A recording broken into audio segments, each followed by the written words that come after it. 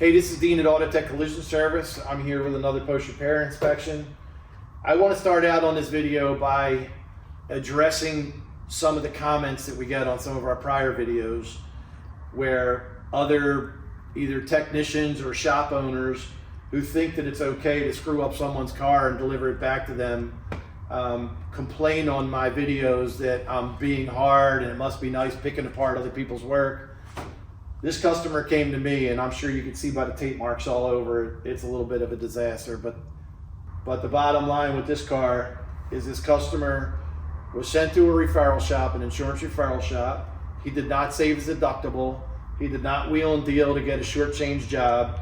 He paid full price. He trusted the people he was going to, assuming he was going to get a good job.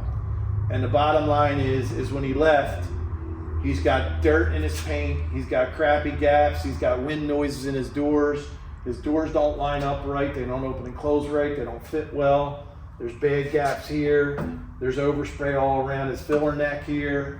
That's all the minor stuff.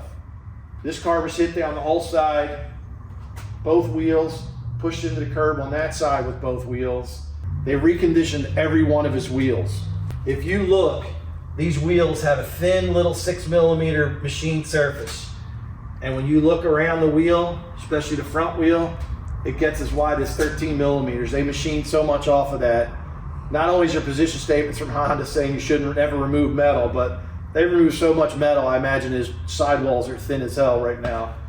On top of that, what makes this worse is he was hit down the side, this quarter panel, and you can see that this is all body filler. And on the back side of this, the seam sealer has split. It's probably going to be a hot spot for corrosion. And on top of that, he still has bent suspension component parts back there. When we did an alignment, not one of his wheels was in the green. Nothing lines up. Everything is out of alignment.